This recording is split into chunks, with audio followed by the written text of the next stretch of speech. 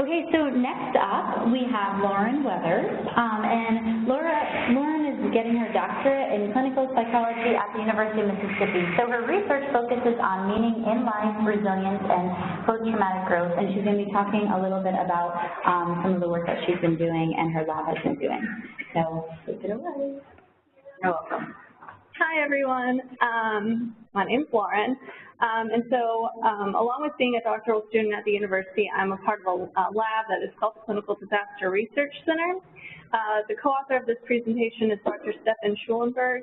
He's a professor at the university, and he's also the director of the Clinical Disaster Research Center. For the purpose of this presentation, whenever I say our lab or the center, I'm referring to the Clinical Disaster Research Center, which is kind of like a lot to say, so whenever I talk about the center or the lab, that's what I'm talking about. So the title of our presentation is Meaning, Resilience, and Self-Efficacy, Studies of Mississippi Coastal Residents and the Deepwater Horizon Oil Spill. Before getting into my presentation, I kind of want to provide a quick overview about what I'll be discussing today. So first, I'm going to talk a little bit about the oil spill. I know we've all talked about it some today, and I know a lot of you have a lot of knowledge about the oil spill, but I quickly wanted to go over some things real quick. And then I wanted to talk about my lab's work with the oil spill. And then, specifically what I want to talk about is what we found in terms of meaning in life, resilience, and self-efficacy. And then I'm going to talk about the continued work of our center. So the oil spill was from April 20th, 2010 to September 19th, 2010. The aftermath of the oil spill included different ecological effects, such as marine life being affected, different ecosystems, economic because some people lost their jobs due to the impact that the oil spill had on the fishing industry and also the tourism industry. And there was also some psychological effects that happened as a result of the oil spill, which I'll be briefly talking about today. This oil spill is also distinct from other oil spills in that this area has been re-traumatized. Again, as eloquently stated by the other speakers today, this area had been hit by Hurricane Katrina, Rita, and Gustav. Also, the coast has a lot of diverse populations, a lot of different cultures, and some of those cultures have a mental health stigma. And so as soon as the oil spill happened, a lot of people who were affected psychologically by the oil spill didn't immediately seek services. For some of these individuals, it took them months to finally come around to receive mental health assistance. There's just like a unique history of the area in general. So the most common psychological reactions associated with disasters, which our team kind of took into consideration when we were forming what we were going to do in terms of research-wise, is anxiety, depression, post-traumatic stress disorder, increased somatic complaints. So some people might start complaining about their head hurting or their stomach hurting, different physical complaints, which might be manifestations of some of the mental health stuff they were going through. And also different cultures kind of explain their mental health strife through physical complaints. Also, a common reaction to disasters is impaired relationships with others, and also we typically see people seeking services for mental health who wouldn't have normally sought services before. So now I quickly want to talk about, really gloss over the BP Behavioral Health Grant Program. So the Mississippi Department of Mental Health, MSDMH, used the funds received to create the BP Behavioral Health Grant Program, providing funds to 19 mental health organizations offering services to coastal residents. MSDMH then contracted Stefan Schulenberg at the University of Mississippi to create a research team to study different outcomes. And so what Stefan Schulenberg did was he created a university-based team of graduate students and also fellow faculty members to kind of create this team. So what were we specifically doing? We were contracted to assess interventions provided by agencies funded through the MSDMH grant program. So we tracked therapy, training, and outreach work in the area. And we assessed the psychological impact of the disaster with some of the variables that I kind of talked about a few minutes ago about like the common symptoms that we usually see post-disaster. So examples of variables we assessed were PTSD, depression, anxiety, stress, resilience, perceived meaning, and self-efficacy. We studied a lot more than this. We have a lot of numerous publications about our work on the oil spill, and some of that include other variables not listed here. For instance, we looked at socioeconomic status. For the purpose of this presentation, I'm just going to be briefly talking about these variables. If you would like to know more, feel free to contact me. I actually have a handout I can give you lovely people in the room with different citations. And also, my email is provided, and Stefan Schulenberg's email is provided. So for those who are watching remotely, we can get you copies of those papers or citations. But before I talk about some of the findings, I quickly want to go over how we define resilience, which is important because there's a lot of definitions for resilience out there, and a lot of these positive psych constructs. But we were, in general, looking at resilience as the ability to bounce back, recover from stress. Resilient individuals are people who are able to harness internal resources and also environmental resources that allow them to maintain a sense of well-being, even under stressful situations. Perceived meaning. So what is the meaning of life? Don't we all want to know? Overall, we conceptualize meaning in life as like this sense of coherence, this sense of direction or purpose. And so this is something that's very objective and very unique to different people. According to Viktor Frankl, who is one of the first psychologists to really emphasize the importance of meaning in life, he stated that meaning in life, life has meaning under all circumstances, including the events that are very stressful or where there's unavoidable suffering. So even during the hard times, people are able to have meaning in life or possess meaning in life. And also, there has been research in terms of making meaning in response to stress and finding or maintaining meaning following disasters, which is something our lab is very interested in looking at. And self-efficacy is the ability to organize and execute actions necessary to manage a given situation. So with self-efficacy, it's about not feeling hopeless, feeling in control, feeling like, you know, this disaster happened, but I still am able to handle it, and I am in control of myself and different actions. So some stuff about our study. We collected data at 19 facilities. 10 of these facilities were providing direct care to these individuals. We obtained 1,119 participants from Harrison, Hancock, Pearl River, George, Stone, and Jackson counties in Mississippi. 55% of our sample was female. The age ranged from 18 to 79. Our mean was about 39 years old.